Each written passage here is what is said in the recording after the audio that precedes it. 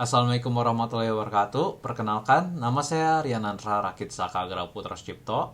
Panggil saya Nandra. Saya merupakan mahasiswa Universitas Erlangga, program studi Teknik Robotika dan Kecerdasan Buatan, angkatan 2025 dengan NIM 163251058. Sebagai bagian dari tugas mata kuliah pemrograman dasar pertemuan 2, saya akan menjelaskan apa itu algoritma, contoh-contoh pembuatan algoritma, terus juga penjelasan untuk tugas latihan yang diberikan untuk pertemuan kali ini. Pertama, mari kita bicarakan dulu apa itu algoritma. Dalam pemrograman, definisi algoritma merupakan langkah-langkah struktur untuk menyelesaikan suatu permasalahan. Cuman saya berikan definisi doang, itu masih agak abstrak di pikiran. Jadi mari saya beri contoh supaya lebih gampang tergambar di pikiran seperti apa itu algoritma. Jadi untuk contohnya, saya akan ambil contoh dari game yang lumayan populer, yaitu Minecraft. Kita akan mengeluarkan dulu UI-nya, crafting table dan crafting UI. Oke? Sekarang seperti tadi yang saya bilang sebelumnya, merupakan langkah-langkah struktur untuk menyelesaikan suatu permasalahan. Pertanyaannya, apa itu permasalahan yang kita sedang coba jawab? Dalam contoh ini, kita coba membuat sebuah iron pickaxe. Nah, dalam pemrograman, ada tahap yang namanya inisialisasi, yaitu di mana kita membuat semua hal yang kita butuhkan dulu untuk supaya proses ini berjalan. Kayak kalau dalam contoh, kalau kita ingin sekolah zaman SD dulu, kita harus bawa pulpen, buku, dan semacamnya itu. Nah, dalam ini, apa saja yang dibutuhkan? Pertama, kita butuhkan yaitu crafting table, yang warna coklat itu di kiri. Kedua, kita akan membutuhkan sticks, 2 stick. Dan kemudian, kita membutuhkan iron ingot, yaitu 3 iron ingot di situ. Setelah selesai tahap inisialisasi, kita akan membutuhkan untuk mengarahkan kemana ini barang-barang yang kita siapkan ini akan kemana. Biasanya ini bisa dipanggil bagian input. Maka kita akan menginput 2 stick ke bagian yang dibutuhkan di crafting UI. Kemudian kita inputkan 3 iron ke crafting UI. Ini akan merupakan input kita. Setelah kita masukkan input kita, akan diproses menjadi sebuah output, yaitu iron pickaxe.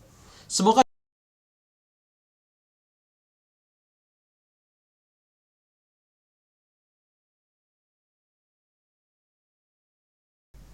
contoh sebelumnya dalam membuat iron pickaxe itu dipanggil dalam struktur algoritma dasar sebagai struktur sekuensial atau beruntun, di mana langkah-langkah yang diambilnya itu tidak memiliki pengecekan dan dilakukan secara beruntun. Jadi langkah 1, langkah 2, langkah 3, langkah 4. Masukkan stick, masukkan iron, dan keluar iron pickaxe. Tapi di dunia asli ataupun dunia pemrograman ataupun Minecraft, biasanya tidak sesimpel itu. Seperti contoh, bagaimana jika kita tidak memiliki 3 iron, kita memiliki hanya 2 iron. Kita mengetahui dari sebelumnya untuk membuat iron pickaxe dibutuhkan 3 iron. Tapi bagaimana jika ada 2? Kita tidak mungkin memaksa sistem untuk memakai 2 iron untuk membuat iron pickaxe. Itu tidak memungkinkan. Maka saat sistem melakukan ini, dia akan melakukan suatu hal yang namanya decision. Dia akan mengecek kondisi dan mengambil langkah-langkah sesuai dengan kondisi itu.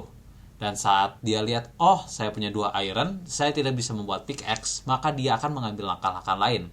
Seperti mengambil stick, 1 iron, 2 iron, untuk membuat sword.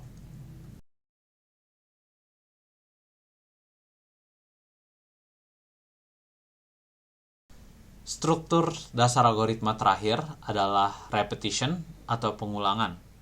Di repetition atau pengulangan, algoritma akan berjalan terus dan menerus selama suatu kondisi itu terpenuhi. Sebagai contoh, kita memiliki 4 stick, 4 iron. Dan permasalahan yang algoritma kita ingin jawab adalah membuat iron sword sampai material kita habis. Maka algoritmanya akan berjalan seperti ini. Dia akan masukin 1 stick, 1 iron, 2 iron, keluar iron sword. Dia lihat apakah material masih ada. Oh, material untuk membuat iron sword yaitu 1 stick, 2 iron masih ada. Dia akan mengulang lagi. 1 stick, 1 iron, 2 iron, iron sword. Masuk lagi. Dan dia akan melakukan pengecekan. Apakah masih ada material? Stick, ada. Iron, apakah ada? Tidak ada. Maka akan berhenti pengulangannya. Jadi kita telah menjelaskan apa aja macam-macam struktur dasar algoritma, yaitu sequential atau beruntun, decision, yaitu melihat kondisi dan mengambil langkah-langkah tergantung kondisi itu, dan yang terakhir adalah repetition atau pengulangan, di mana algoritma akan berulang-ulang terus sampai suatu kondisi tidak terpenuhi. Berikutnya adalah apa cara-cara untuk penulisan algoritma.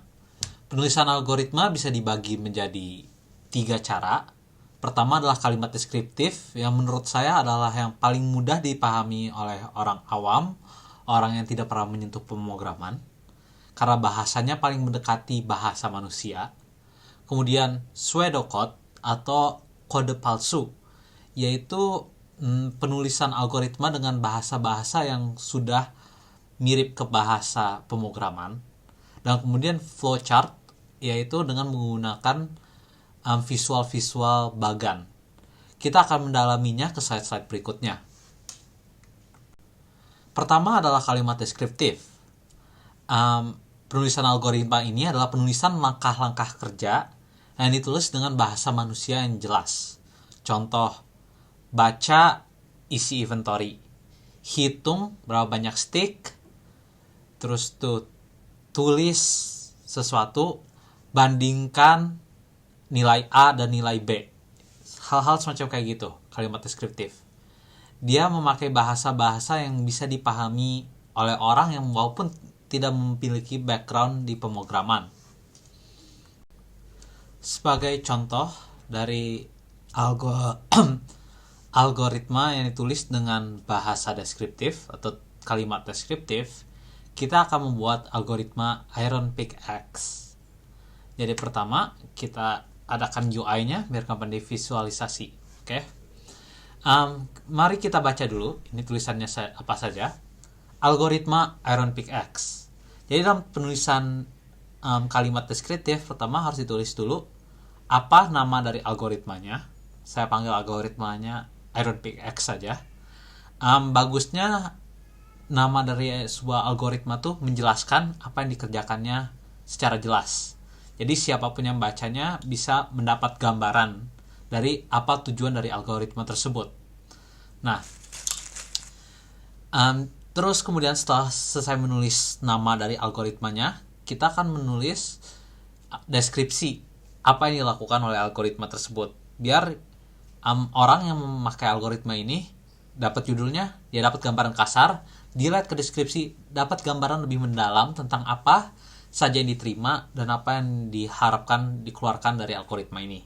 Membuat sebuah iron pickaxe dengan item yang ada di inventory, algoritma menerima masukan jumlah stick dan iron ingot.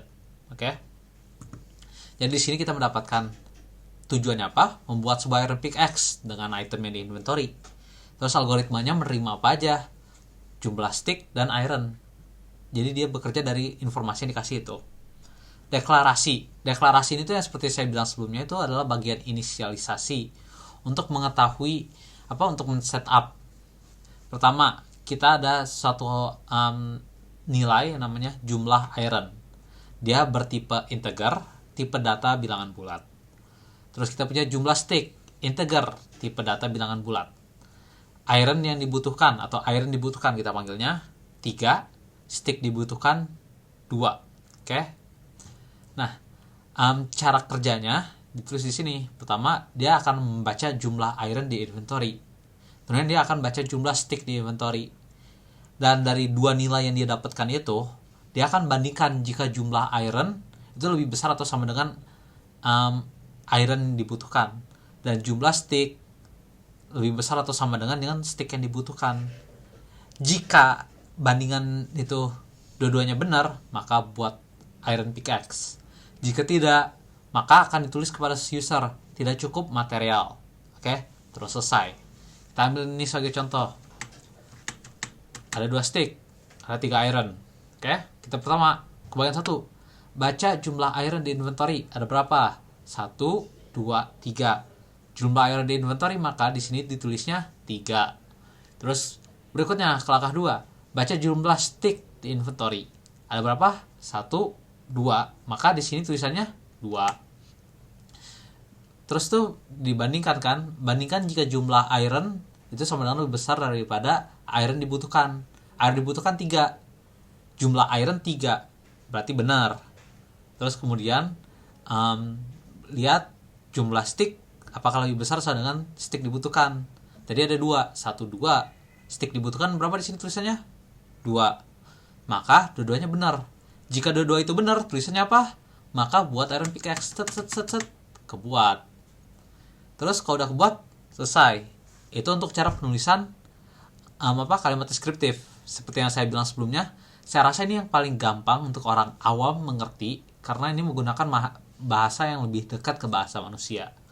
Tapi bagian berikutnya yaitu pseudocode akan lebih rumit, lebih kompleks karena akan mulai menggunakan istilah-istilah yang lebih industri spesifik. Berikutnya adalah pseudocode atau kode palsu. Itu penulisan langkah-langkah dengan bahasa yang menyerupai bahasa pemrogramannya, kayak pada bahasa pemrograman pada umumnya. Contoh, if, then, else, while, read. Dipanggil pseudocode atau kode palsu itu karena penulisannya tidak mengikuti bahasa pemrograman apapun secara spesifik.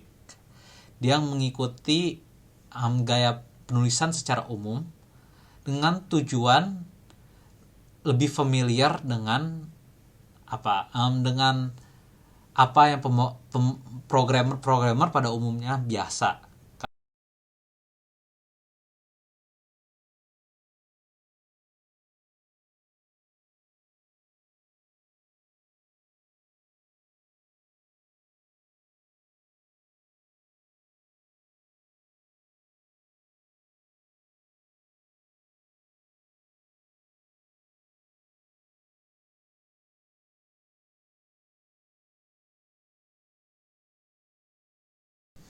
Oke, mari kita masuk ke contoh untuk algoritma pseudocode, penulisannya bagaimana. Kita akan memakai kasus pada contoh kedua, di mana kita mau ngebuat pickaxe tapi tidak mencukupi materialnya. Oke, jadi mari kita masuk dulu cara penulisannya bagaimana. Sama seperti kalimat deskriptif, kita nulis dulu judulnya apa. Terus kita menulis deskripsinya isinya apa, yaitu membuat iron pickaxe atau iron sword dengan item yang di inventory. Algoritma memasukkan jumlah stick dan iron ingot. Oke. Pertama, deklarasinya atau inisialisasinya sama jumlah iron dengan tipe variable integer, jumlah stick dengan tipe variable integer juga. Kemudian iron dibutuhkan untuk pickaxe atau iron dibutuhkan pickaxe 3, stick dibutuhkan pickaxe 2, iron dibutuhkan sword 2, stick dibutuhkan sword 2. Jadi cara kerjanya, langkah-langkah kerjanya tuh bagaimana? Pertama, bisa dilihat di bagian deskripsi. Pertama, read jumlah stick. Read tuh artinya tuh baca atau lihat nilai sesuatu. Terus tuh berikutnya read jumlah iron. If jumlah iron lebih besar atau sama dengan iron dibutuhkan pickaxe dan jumlah stick itu lebih besar sama dengan jumlah stick dibutuhkan untuk pickaxe, maka write, tulis kepada user, pickaxe telah dibuat. Else if itu dipakai jika if yang sebelumnya itu tidak terpenuhi. Else if jumlah iron lebih besar daripada iron dibutuhkan untuk sword atau iron dibutuhkan sword, dan jumlah stick itu lebih besar daripada atau sama dengan stick dibutuhkan untuk sword. Jika itu terpenuhi, maka write sword telah dibuat. Else itu saat semua kondisi tidak terpenuhi, maka dia akan melari ke sini. Write bilang ke user material tidak memenuhi atau tidak mencukupi. Oke. Sebagai contoh, sini kita pertama lihat read jumlah stick. Jumlah sticknya berapa? 1. Oke. Read jumlah iron. Ironnya berapa? 2. Oke. Kita masuk ke if pertama, kondisi pertama, decision pertama. Jumlah iron lebih besar daripada di iron dibutuhkan. Tadi jumlah ironnya berapa kita? 2. Terus tuh jumlah ironnya dibutuhkan untuk pickaxe 3. Maka itu tidak terpenuhi. Bisa langsung kita skip bagian ini 3 dan 4. Masuk ke 5. Dicek lagi, jumlah iron lebih besar daripada iron dibutuhkan untuk sword. Berapa? Iron dibutuhkan untuk sword 2. Jumlah iron kita 2. Maka karena ini lebih besar dan sama dengan, maka ini terpenuhi. Kita ke kondisi berikutnya di pinggir dan. Itu jumlah stick itu lebih besar sama dengan jumlah stick yang dibutuhkan untuk sword. Ya ini 1. Jumlah stick kita ada 1. Berarti itu terpenuhi juga. Maka kita masuk ke ke bagian right di bawah ini, ke dan ini. Sort telah dibuat. Dan else ini akan ke skip karena ada salah satu kondisi di atas yang terpenuhi. Maka akan set jedang kebuat deh. Untuk cara penulisan algoritma terakhir itu adalah flowchart. Flowchart itu adalah pemaparan langkah-langkah yang butuh diambil melalui grafis supaya lebih mudah tervisualisasi. Ini biasanya digunakan di banyak hal sebenarnya, bisnis, edukasi, semuanya. Menurut saya ini adalah yang paling efektif, paling bagus digunakan saat programming, bukan saja programming, tapi merencanakan langkah-langkah gerak dan langkah-langkah pengambilan aksi. Biar lebih tervisualisasi, kita bisa lihat kepada contoh berikutnya. Jadi di contoh ini kita mengambil dari contoh ketiga yang dimana ngebuat iron sword berulang. Bisa dilihat di samping kanannya UI kita memiliki flowchart dengan bentuk-bentuk yang berbeda. Nanti di slide-slide berikutnya saya akan jelaskan apa aja arti dari bentuk-bentuk ini. Tapi untuk sekarang saya akan jalankan kalian melalui flowchart ini jalannya bagaimana. Pertama itu start, itu di situ itu dipanggilnya terminator. Yang abu-abu itu yang di atas itu adalah terminator. Itu menunjukkan awal dan akhir dari sebuah algoritma. Ke bawahnya itu adalah ini proses inisialisasi atau proses pemberian nilai awal. Di sini kita menyatakan bahwa jumlah iron adalah sebuah integer, jumlah stick adalah sebuah integer, iron yang dibutuhkan bernilai 2, stick yang dibutuhkan bernilai 1. Semua variabel itu kita nyatakan di situ. Terus ke bawahnya, yang bentuk diamond ini, itu kita panggil sebagai decision. Decision merupakan sebuah bagian di mana program menentukan apa langkah berikutnya dari sebuah kondisi. Jika kondisi itu terpenuhi, maka akan kemana. Jika kondisi itu tidak terpenuhi, maka akan kemana. Bisa dilihat dari yang jumlah iron sama dengan lebih besar daripada iron dibutuhkan. Dia memiliki 2 jalur, yaitu ke bawah untuk iya dan ke kanan untuk tidak. Kita akan dulu ke bawah dulu untuk melihat jika kondisi itu benar. Kemudian dia akan mengecek apakah jumlah stick sama dengan lebih besar daripada stick yang dibutuhkan. Sama juga ke kanan jika tidak, ke bawah jika iya. Kita ke bawah dulu. Jika iya, berarti jika ironnya sama dengan lebih besar atau sama dengan dibutuhkan dan jumlah stick juga sama, maka jumlah iron sama dengan jumlah iron kurangin iron dibutuhkan, dan jumlah stick sama dengan jumlah stick dikurangin stick dibutuhkan. Itu sama dengan iron yang sekarang kita akan pakai, stick yang kita jumlah sekarang akan dipakai, dan sisanya kita akan simpan lagi ke variabel jumlah. Terus kita akan ke bawah. Yang bagian jajar genjang ini adalah namanya data output input.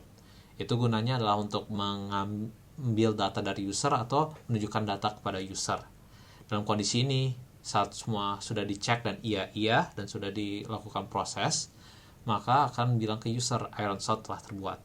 Dan saat sudah terbuat, maka dia akan kembali lagi ke atas untuk melakukan pengecekan. Dan sekarang kita akan ke kanan. Jika pada pengecekan dibilang tidak, maka akan ke kanan dan akan bilang kepada user material tidak cukup, terus ke bawah, langsung end. Nah, sebagai contoh, kita bisa lihat ini untuk visualisasi. Kita memiliki 4 iron, 4 stick, sama seperti sebelumnya. Nah, pertama kita akan lihat dulu jumlah iron berapa. Ada 4, apakah itu lebih besar atau sama dengan iron yang dibutuhkan? 4 lebih besar daripada 2, maka iya. Maka ke bawahnya, jumlah stick. Jumlah stick ada 4, dan stick yang dibutuhkan hanyalah 1. Maka apakah sama dengan lebih besar? Iya. Maka kita akan melakukan kebagian berdua proses. Itu adalah jumlah iron dan jumlah stick dikurangkan, dan menyisakan kita dengan 3 stick dan 2 iron. Mengulang lagi kembali ke atas, dimana akan melakukan pengecekan lagi. Jumlah iron yang dibutuhkan apakah lebih besar sama dengan? Ya ada. Jumlah stick? Ya ada. Maka pengecekan lagi, dibuat lagi. Dan dia akan mengulang kembali lagi ke atas. Nah, jumlah iron apakah mencukupi? Tidak mencukupi. Maka akan bilang material tidak mencukupi dan selesai. Berikutnya adalah penjelasan tentang simbol-simbol yang ada di flowchart. Simbol pertama adalah simbol segi 4 dengan sudut yang ditumpulkan. Itu seperti yang saya bilang sebelumnya adalah terminator. Ini menunjuki awal dan akhir dari program atau algoritma. Terus kita ke bagian bawah, yaitu persegi 4 dengan sudut biasa, itu bagian proses. Di sini adalah di mana pengolahan data terjadi. Pengurangan, penambahan, dan semacam-macamnya, bagian perkalian terjadi di sini. Kemudian kita ke bagian diamond, itu adalah decision. Ini adalah yang seperti saya bilang sebelumnya, itu untuk mengecek kondisi suatu hal, dan jika terpenuhi atau tidak terpenuhi, maka akan menentukan arah langkah berikutnya. Kemudian kita ke bagian jajar genjang, itu adalah input atau output data. Ini adalah mengambil atau menunjukkan data kepada user. Jadi bisa mengambil data dari user atau menunjukkan data kepada user. Berikutnya kita memiliki off-page counter. Ini adalah penghubungan flowchart di halaman yang berbeda. Jadi jika halaman kan terbatas ya. Jadi jika flowchart Anda belum selesai, tapi halaman Anda mau habis, maka off-page connector ini akan disimpan di bagian yang sebelum habisnya dan akan menghubungkan kepada halaman yang lainnya. On-page connector juga, yang lingkaran itu sama juga, kayak gitu, tapi di halaman yang sama. Kita bilang saja secara tinggi halamannya Anda habis, tapi kan masih ada bagian di pinggirnya, bisa pakai on-page connector. Nanti akan terlihat di latihan-latihan soal bagaimana on-page dan off-page connector akan dipakai. Preparation itu seperti yang saya bilang, itu bagian inisiasi atau pemberian nilai awal untuk variabel-variabel yang ada. Dan yang terakhir, yang paling penting, yang flowchart tidak mungkin ada tanpanya, itu adalah flow line, tanda panah. Ini menunjukkan arah bacanya kemana. Karena sewaktu-waktu flowchart tidak selalu ke bawah atau ke kanan terus, tapi sewaktu-waktu akan kembali lagi ke atas. Jadi menggunakan flow line itu sangat penting, karena itu merupakan bagian terpentingnya. Sekarang kita masuk kepada soal latihan untuk pertemuan hari ini. Mari kita ke soal pertama. Soal pertama meminta kita untuk membuat algoritma dalam bahasa deskriptif dan flowchart untuk kegiatan mengambil dan menabung uang di bank melalui teller. Pertama kita akan lakukan yang bagian bahasa deskriptif dulu. Algoritma ini akan dinamakan oleh kita algoritma teller bank, dengan deskripsi menentukan dan mengurus apakah bisa mengambil dan menabung uang di bank melalui teller. Algoritma ini menerima masukan berupa nominal, pilihan, rekening, dan uang dompet. Kita akan melakukan deklarasi atau inisiasi dulu, yaitu pilihan berupa string, nominal berupa integer, rekening berupa integer, uang dompet berupa juga integer. Nah, langkah-langkah dari algoritma ini, pertama kita akan baca nilai pilihan. Jika pilihan merupakan mengambil atau mengabung, maka kita akan baca nilai nominal. Jika pilihan mengambil, maka baca nilai rekening. Jika nominal lebih besar daripada rekening, maka tulis kepada user, rekening Anda tidak cukup. Karena kita tidak mungkin mengambil sesuatu hal yang kita tidak miliki, jadi kalau kita meminta lebih dari apa yang kita miliki, kita tidak akan mendapatkannya. Terus jika nominal lebih kecil atau sama dengan rekening, maka tulis ke user, nominal sudah terambil. Terus kita tulis kepada rekening, rekening kita akan diubah isi nilainya menjadi rekening dikurangi nominal. Berarti uang yang ada di rekening kita akan kurangin dengan berapa yang kita ambil, dan kita akan tulis ke uang dompet kita, uang dompet plus nominal. Atau dalam kata lain, uang dompet kita bertambah dengan jumlah yang kita minta. Nah, jika pilihannya merupakan menabung, maka baca nilai uang dompet. Jika nominal itu lebih besar daripada uang dompet, maka kita bilang ke user, cash Anda tidak cukup. Karena kita tidak mungkin menabung suatu hal yang kita tidak miliki. Dan jika nominal itu lebih kecil daripada uang dompet, maka kita tulis ke user, nominal telah tersimpan. Terus tulis kepada uang dompet, jadi kita tulis kembali uang dompet menjadi uang dompet dikurangi nominal, karena kita memberikan isi uang dompet kita kepada teller, dan kita tulis di rekening, kita isi rekening dengan nilai nominal. Dan terakhir, jika yang diisi oleh user itu bukan mengambil atau menabung, maka tulis kepada user pilihan tidak valid. Selesai, program seperti itu. Berikutnya kita akan masuk kepada flowchart-nya. Sekarang kita masuk kepada flowchart-nya. Menurut saya flowchart ini lebih efektif dalam mengkomunikasikan apa yang tadi dikomunikasikan, karena tidak tertutup-tutup oleh kata-kata dan semacamnya, jelas apa yang ingin dilakukan. Tapi mari kita masukin, oke? Kita masuk dengan terminator ini dulu, atau start. Terus kita ke bawah, yaitu kita ke inisiasi, pemberian nilai awal, pilihan akan berupa string, nominal akan berupa integer, rekening berupa integer, dan uang dompet berupa integer. Terus kita akan ke bawahnya, ke bagian input-output data. Pertama, kita akan minta input pilihan kepada user, dengan harapan itu adalah mengambil atau menabung. Dan kita akan ke bawah, kita akan mencek dulu apakah user memberikan inputan data yang sesuai kita inginkan. Kita akan cek apakah pilihan mengambil atau menabung.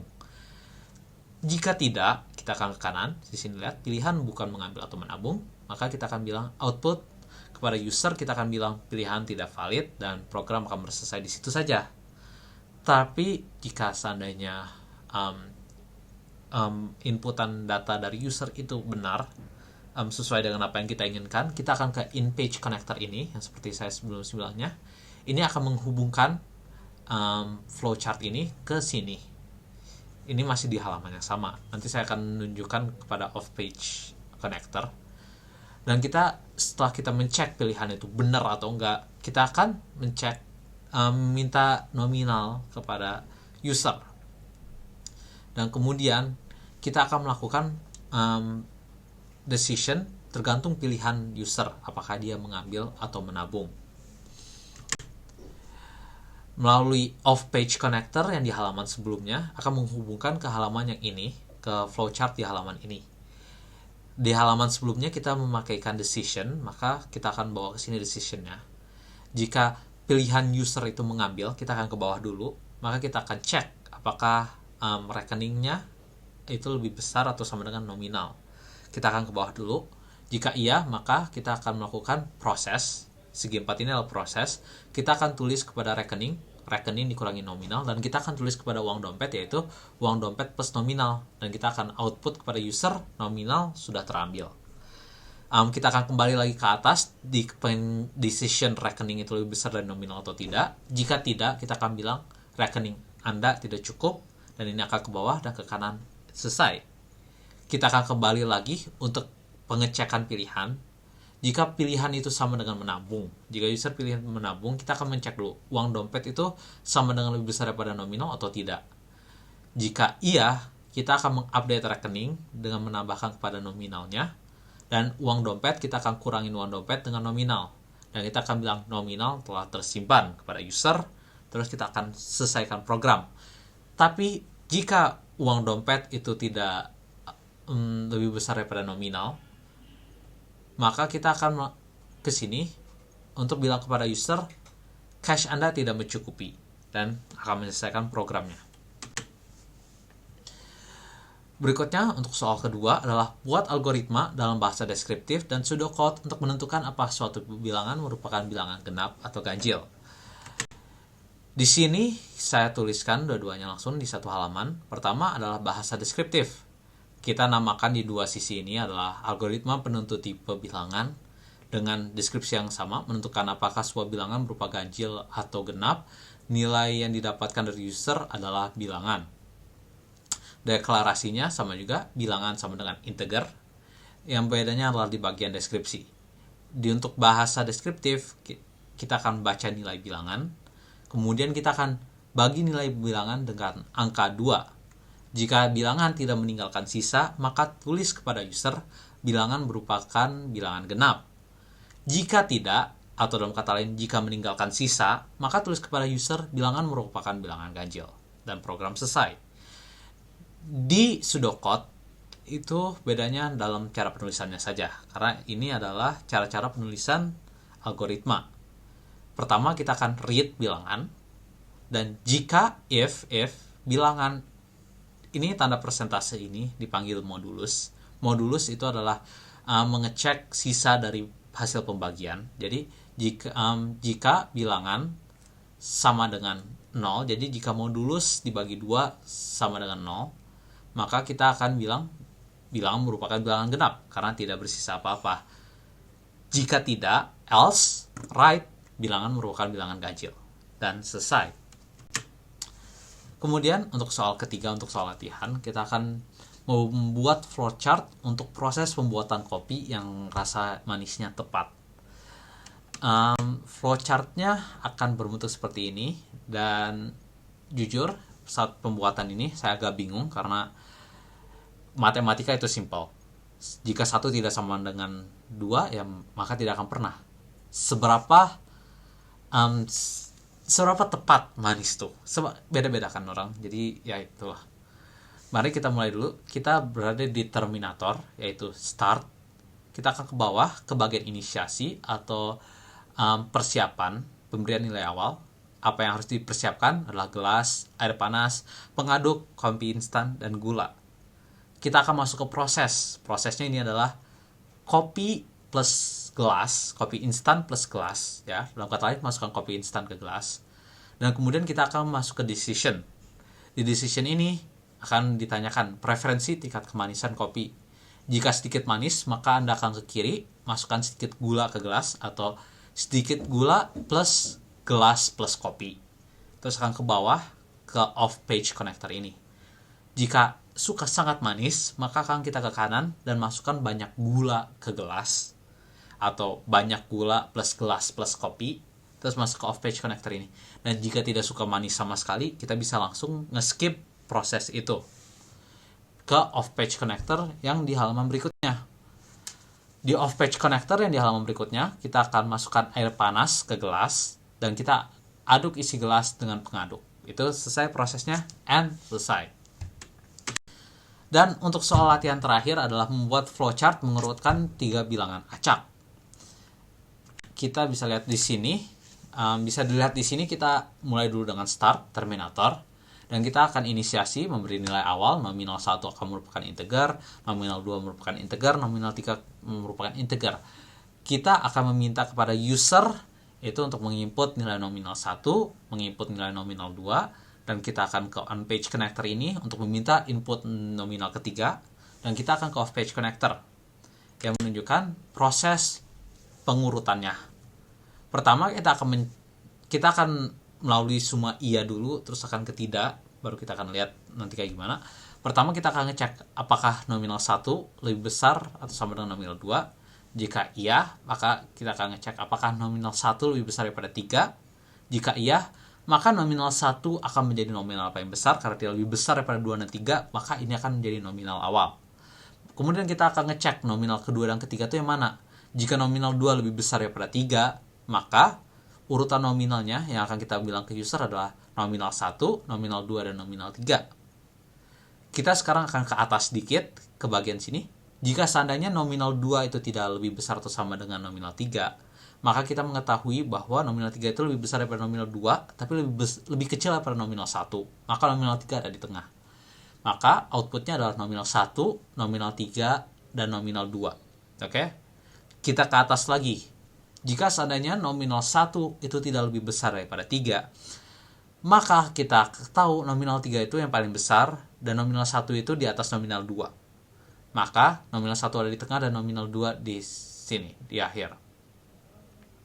Dan kita akan mengoutput nominal 3, nominal 1, dan nominal 2, dan ini akan mengarahkan kepada N. Dan jika nominal 1 itu lebih besar atau sama dengan nominal 2 itu tidak, maka kita akan ke kanan mengecek apakah nominal 2 itu lebih besar daripada nominal 3. Jika iya, kita akan mencek mana yang kedua lebih besar dan mana yang ketiga mana yang paling kecil. Jika nominal 1 lebih besar daripada nominal 3, maka kita mengetahui bahwa nominal 1 itu lebih kecil daripada nominal 2, tapi lebih besar daripada nominal 3. Maka urutannya adalah nominal 2, nominal 1, nominal 3. Dan jika tidak, maka kita mengetahui bahwa nominal 3 itu lebih besar daripada nominal 1, dan nominal 1 itu di bawah nominal 2. Maka itu adalah nominal 2, nominal 3, nominal 1. Dan jika kita kembali ke sini, dan nominal 2 itu tidak lebih besar daripada nominal 3, maka outputnya adalah nominal 3, nominal 2, dan nominal 1, dan N. Sekian untuk tugas mata kuliah pemrograman dasar pertemuan 2 saya. Semoga bermanfaat, semoga dapat dipahami. Terima kasih atas perhatiannya. Saya Rian Nandra, Rakit Sakagera Putra Sucipto, mahasiswa Universitas Erlangga, program studi Teknik Robotika dan Kecerdasan Buatan, angkatan 2025 dengan NIM 163251058. Izin pamit diri. Wassalamualaikum warahmatullahi wabarakatuh.